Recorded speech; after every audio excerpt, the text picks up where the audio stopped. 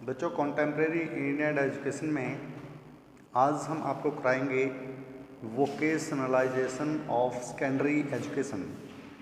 शिक्षा में माध्यमिक शिक्षा का व्यावसायीकरण या शिक्षा में व्यावसायीकरण।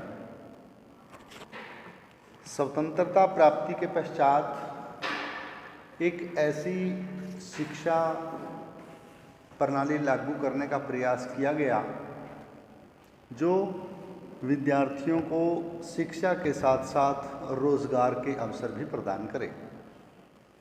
यानी सीधा सा संबंध है कि विद्यार्थी शिक्षा प्राप्त करने के बाद अपने कुछ रोजी रोटी कमाने के लायक हो जाएं।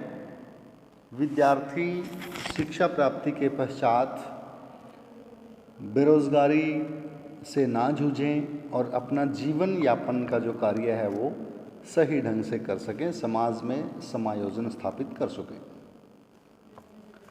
संपूर्ण जो शिक्षा प्रक्रिया है, जो गांधी जी ने अपनी बेसिक स्कीम ऑफ एजुकेशन के बारे में विचार दिए थे और लागू की थी, वो पूरी की पूरी जो शिक्षा व्यवस्था है वो शिल्प केंद्रित थी।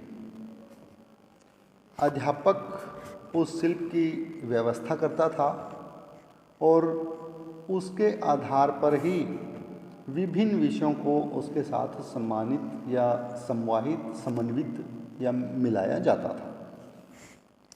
इस प्रकार से शिक्षा विद्यार्थी को जीवन यापन करने में सहायता प्रदान करती थी।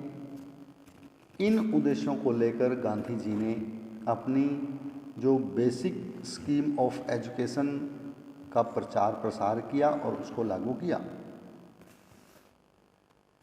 मूलभूत शिक्षा प्रणाली की इसमें कुछ उपेक्षा हुई है, परंतु आधारभूत शिक्षा वास्तविक रूप से महत्वपूर्ण थी। शिक्षा पर व्यावसायीकरण के संदर्भ में नया विचार किया गया, नई सोच रखी गई। शिक्षा के व्यावसायीकरण के संबंध में अलग अलग जो आयोग आए, जितने भी जो कमीशंस आए, उन्होंने विचार किया, जिसका वर्णन हम यहाँ करेंगे। सबसे पहले देख लेते हैं कि वोकेशनलाइजेशन है क्या। शिक्षा का व्यावसायीकरण वास्तव में क्या है। व्यावसायीकरण का सामान्य अर्थ है किसी व्यवसाय का प्रशिक्षण देना, किसी भी व्यवसाय में निपुण बनाना। ये व्यवसाय को सीखना है ताकि विद्यार्थी जीवन यापन के योग्य बन जाए, अपना जीवन यापन कर सके। विस्तृत रूप में व्यावसायीकरण से अभिप्राय है कि शिक्षा के साथ साथ ऐसे कोर्सों की व्यवस्था की जाए जो छात्रों को शिक्षा के साथ साथ किसी कार्य के लिए कुशल बना सके, किसी कार्य को सिखा सके। इसके लिए कोठारी आयोग ने शिक्षा के व्यावसायीकरण पर बड़ा व्यापक जोर दिया। उन्होंने अपने विचार प्रस्तुत करते हुए कहा, हम ये देखते हैं कि भविष्य में स्कूल शिक्षा का स्थान साधारण शिक्षा व तकनीकी शिक्षा का लाभप्रद संयोग है, जिसमें पूर्व तकनीक शिक्षा और व्यावसायिक शिक्षा के कुछ हिस्से शामिल हैं और जिसके परिणाम स्वरूप सामान्य शिक्षा का तत्व भी सम्मिलित हो जाता है, आ जाता है। हम जिस समाज में रह रहे हैं उसमें इन दोनों प्रकार की शिक्षा का अलग अलग से समुचित जो प्रयोग करना एक अनुचित और सफल कार्य नहीं है, एक असंभव सा कार्य है। यानी शिक्षा अलग हो, व्यावसायिक शिक्षा अलग हो, ये संभव नहीं है, बल्कि सामान्य शिक्षा के साथ ही व्यावसायिक शिक्षा को जोड़कर दोनों का समन्वय स्थापित करके ही शिक्षा को बढ़ाया जा सकता है, आगे लाया जा सकता है। शिक्षा के व्यावसायीकरण से भाव है एक इस प्रकार की शिक्षा जो व्यक्ति को किसी व्यवसाय के योग्य बनाती है, व्यावसायिक कुशलता जिसका लक्ष्य रहता है। इसके लिए व्यावसायिक प्रशिक्षण विद्यालय, व्यावसायिक प्रशिक्षण संस्थान खोले गए, परंतु इन्होंने कुछ विशेष तरक्की नहीं की, प्रगति नहीं की। इसका मुख्य कारण था कि विभिन्न प्रकार की जो संस्थाएं हैं उनमें अलग अलग रूप से वो कार्य करती थी, एक दूसरे के साथ इनका संपर्क ना होना। तो व्यावसायिक संस्थानों में कई व्यवसायों की व्यवस्था, प्रशिक्षण की व्यवस्था की गई, परंतु उनका कोई भी संगठित कार्यक्रम या पाठ्यक्रम ना होने के कारण वो सफल नहीं हो पाई। यही नहीं, प्रशिक्षित अध्यापकों की कमी थी।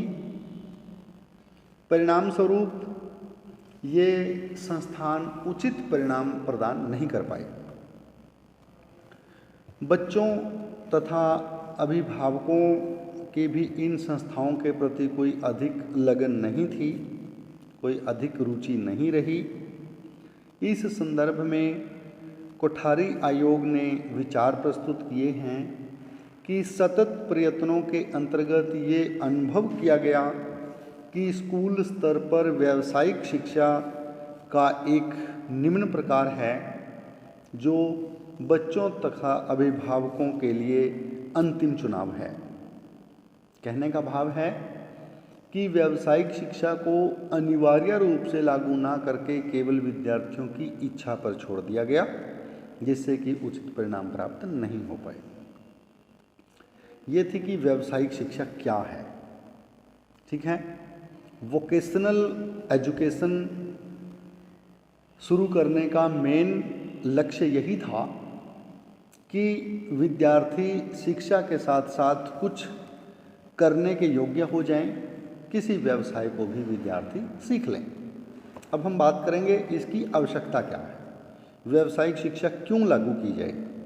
क्योंकि प्रत्येक देश और देशवासियों की ये इच्छा होती है कि शिक्षा सभी आवश्यकताओं को पूर्ण करे।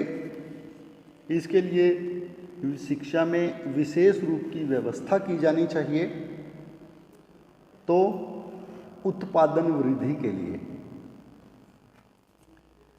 क्योंकि भारत में उस समय गरीबी थी,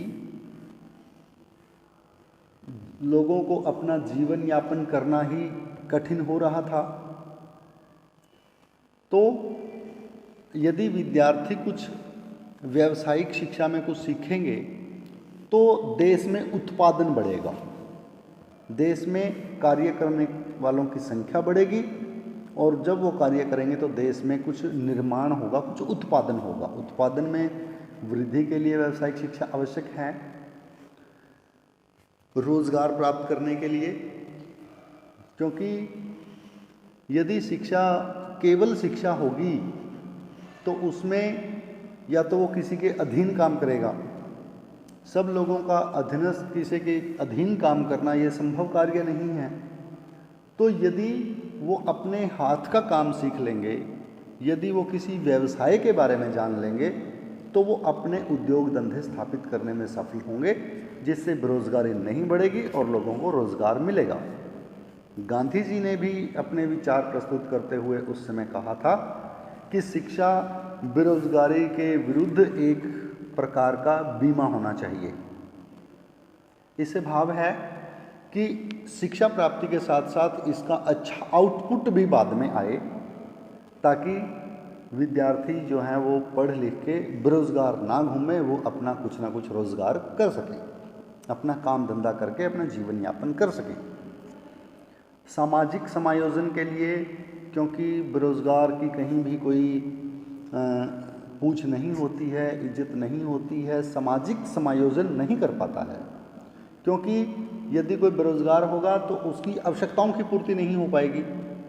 आवश्यकताओं की पूर्ति जब नहीं होगी तो वो समाज से कटता चला जाएगा, वो समाज में कहीं भी अपने आप खुद समायोजन नहीं कर पाएगा। तो इसलिए भी व्यावसायिक शिक्षा की ज़रूरत रही।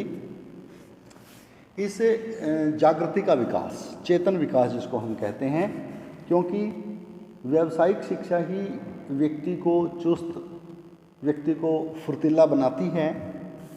वो किसी भी प्रकार के आलस्य या निष्क्रियता है उस पर विजय पाने का एक साधन है। क्योंकि जो कार्य करने वाला व्यक्ति होगा वो फिर अपने कार्य में लगेगा, वो आलस्य को छोड़ देगा, उसमें चेतनता आएगी, उसमें जागरूकता आएगी। उद्देश्य उन्मुख की बात है जो ऑब्जेक्टिव सेंटर्ड होते हैं, क्योंकि गैर व्यावसायिक या शिक्षा के व्यक्ति, एक जो गैर कार्यकुशल व्यक्ति हैं,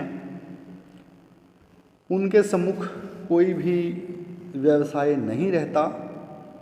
व्यावसायिक शिक्षा व्यक्ति को एक निश्चित उद्देश्य प्रदान करती है, एक उनको कार्य प्रदान करती है, ताकि वो अपनी रुचि के अनुसार ही कार्य को चुनकर अपने व्यवसाय के रूप में उसे अपना सकें। इसलिए व्यावसायिक शिक्षा को लागू करने की आवश्यकता रही। ठीक है, ये हमने इसकी आवश्यकता या महत्व के बारे में चर्चा की। अब हम बात करते हैं कि इसके उद्देश्य क्या रहे। कमाते हुए सीखना, ठीक है, और मानवीय जो श्रम है उसके महत्व को समझना। ठीक है, हम व्यावसायिक शिक्षा के उद्देश्यों की बात कर रहे हैं। आर्थिक रूप से समृद्ध बनना और टेक्निकल जो चीज़ें हैं, टेक्निकल जो स्किल्स हैं, जो कोर्स हैं, उनको सीखना, सामाजिक क्रियाओं द्वारा सीखना, रोज़गार के लिए उन्मूलन यानी रोज़गार को दूर, बेरोज़गारी को दूर करना, यानी रोज़गार के अवसरों को खोजते हुए उच्च शिक्षा लेना या उच्च शिक्षा प्रदान करना। तकनीकी और व्यावसायिक संस्थानों में, विशेषकर ग्रामीण क्षेत्रों में, नई सुविधाओं पर विशेष बल देना। इन कुछ उद्देश्यों को लेकर व्यावसायिक शिक्षा कार्यक्रम को लागू किया गया। उसके बाद बात आती है इसके इम्प्लीमेंट करने की। ठीक है, कि व्यावसायिक शिक्षा किस तरीके से इम्प्लीमेंट हुई और समय समय पर क्या क्या इसके बारे में विचार किया गया। गांधी जी की जो आधारभूत शिक्षा है, जिसको हम बेसिक शिक्षा कहते हैं, वर्धा शिक्षा योजना के नाम से जानते हैं, वो शिक्षा के व्यावसायीकरण का कारण यही था। परंतु इससे अभिप्राय ये नहीं था कि व्यावसायिक शिक्षा को अन्य किसी ने भी महत्व ना दिया हो। गांधी जी ने, ठीक है, जो इनकी बेसिक स्कीम ऑफ एजुकेशन थी, उसमें शिक्षा के व्यावसायीकरण को केंद्र किया, उसका केंद्रीकरण किया। उसने प्योरली कहा कि बच्चे को प्राथमिक स्तर से ही कुछ ना कुछ सीखने की आवश्यकता है, कुछ ना कुछ उनसे करवाया जाए। बेशक वो उनका काम जो भी उन्होंने दिया, चाहे वो कागज़ से संबंधित था, चाहे वो रुई कपड़े से संबंधित था, ठीक है, लेकिन और भी जितने भी आयोग, जितने भी कमीशंस गठित हुए, उन सब ने भी व्यावसायिक शिक्षा पर विचार किया, जिसमें हार्टज कमेटी है जो 1929 में थी। उन्होंने भी माध्यमिक शिक्षा में दस्तकारी और उद्योग शिक्षा को महत्व दिया। उद्योग शिक्षा की व्यवस्था करना चाहिए। कॉलेज स्तर पर व्यावसायिक शिक्षा की व्यवस्था किए जाने की बात कही और छात्रों को व्यवहारिक व्यवसाय अपनाने हेतु प्रेरित किया। उसके बाद जो स्प्रू कमेटी है 1934 में, उन्होंने भी सिफारिश की कि शिक्षा के साथ साथ व्यावसायिक जो कोर्स हैं उनको भी माध्यमिक स्तर पर लागू किया जाए। उसके बाद वुड की रिपोर्ट है। वुड की रिपोर्ट में भी शिक्षा के साथ साथ समानांतर रूप से व्यावसायिक शिक्षा को लागू करने की बात कही कि व्यावसायिक संस्थानों की पूर्ण जांच होनी चाहिए कि वो कार्य कर रहे हैं या नहीं कर रहे हैं। उसके बाद जो सार्जेंट रिपोर्ट थी उसमें भी हाई स्कूल पर जोर दिया गया कि हाई लेवल पर विद्यार्थियों को व्यावसायिक कार्यक्रम चालू किए जाने चाहिए, क्योंकि बहुतकनीकी स्कूल खोलने की बात कही, बहुउद्देशीय स्कूलों की स्थापना की या कृषि संबंधित शिक्षा का विकास किया, उच्च माध्यमिक जो शिक्षा थी उसको विधिपूर्ण ढंग से लागू करने की बात सार्जेंट रिपोर्ट ने की। उसके बाद राष्ट्रीय निरूपण जो कमेटी बनी ये 1978 की बात है। उसके बाद भारतीय शिक्षा नीति 1986 में इसे लागू करने की बात कही गई और पूर्ण रूप से वोकेशनल एजुकेशन को माध्यमिक स्तर पर लागू किया भी गया। ये थे कुछ कमेटीज जो गठित हुई और जिन्होंने व्यावसायिक शिक्षा पर कार्य किया। अब ये व्यावसायिक शिक्षा जी थी वो सही ढंग से इम्प्लीमेंट नहीं हो पाई, पूर्ण रूप से जो नीति बनाई या वो कागज़ों में अधिकतर रही। इसके कुछ कारण रहे हैं, यानी जो व्यावसायिक शिक्षा का कार्यक्रम था ये धीमा क्यों रहा। सबसे पहली थी वित्त समस्या, धन की कमी। ठीक है, क्योंकि किसी भी अध्ययन प्रणाली को सफल बनाने के लिए धन की आवश्यकता होती है, वित्त की आवश्यकता होती है। और आयोग ने शिक्षा के व्यावसायीकरण पर अमूल्य सुझाव प्रस्तुत किए हैं, परंतु इसके परिपालन में काफ़ी व्यय लगता था या काफ़ी खर्च करने की आवश्यकता पड़ती थी। उपकरण चाहिए, लेबोरेटरी चाहिए, जो उसमें अच्छे प्रशिक्षित अध्यापक चाहिए, उनकी कमी होने के कारण भी ये शिक्षा सिरे नहीं चढ़ पाई। अध्यापक प्रशिक्षण सुविधाओं का अभाव था। शिक्षा में व्यावसायीकरण को सहज ढंग से नहीं लिया गया, यानी इसके लिए कुछ अवेयरनेस इतनी नहीं आई, इसको बड़ा लाइटली ले लिया, इसके बारे में सीरियस नहीं हो पाए। इसके कारण भी ये कार्य थोड़ा धीमा रहा। उचित तालमेल का अभाव रहा। उचित तालमेल से भाव है कि व्यावसायिक संस्थाओं में कुछ चीज़ें श्रम और जो उद्योग विभाग के नियंत्रण में थी, जो शिक्षा विभाग के अधीन नहीं थी। तो इन विभागों में परस्पर आपसी तालमेल ना होने के कारण भी व्यावसायिक शिक्षा का कार्यक्रम धीमा रहा, ढीला रहा। जो विशिष्ट पथ प्रदर्शन की बात है उसका अभाव होना, यानी जितने भी जो कार्यक्रम थे इसके बारे में जो मोटिवेशनल जो प्रोग्राम थे वो चालू नहीं किए गए। अच्छी जो इन्फॉर्मेशंस थी वो कलेक्ट नहीं हो पाई। जो एक रास्ता दिखाने वाली बात होती है उसके अभाव के कारण भी ये कार्य सही ढंग से सिरे नहीं चढ़ पाया। तो विशेष मार्गदर्शन का जब तक कार्यक्रम शुरू नहीं होगा या विशेष मार्गदर्शन जब तक नहीं होगा तो कार्य सफल नहीं हो पाता। कई ढंग से इनको भोगना पड़ा या व्यावसायिक शिक्षा का कार्यक्रम बड़ा धीमा रहा। तो समय समय पर इसके बारे में प्रयास होते रहे हैं। टेक्निकल जो एजुकेशनल जो स्कूल्स थे वो खोले गए, केंद्रीय तकनीक संस्थाओं की स्थापना की गई, केंद्रीय स्कूल और उद्योग स्कूल तैयार किए गए और अन्य जो दस्तकारी थी उसको शिक्षा स्तर बनाया गया। अखिल भारतीय तकनीकी शिक्षा परिषद की स्थापना की गई। लेकिन इन प्रयासों के साथ साथ फिर भी जो वोकेशनल एजुकेशन का जो प्रोग्राम था वो कुछ धीमा रहा, परंतु सरकार के प्रयासों से, केंद्र सरकार और राज्य सरकार के मिले जुले प्रयासों से फिर भी जो वोकेशनल एजुकेशन है उसकी तरफ पर्याप्त रूप से कार्य किया जा रहा है। तो बच्चों ये था वोकेशनल एजुकेशन क्या है, इसमें आयोगों ने क्या क्या अपनी सिफारिश दी, इसकी आवश्यकता, महत्व, उद्देश्य और इम्प्लीमेंटेशन पर हमने बात की। आज के लिए इतना ही। धन्यवाद।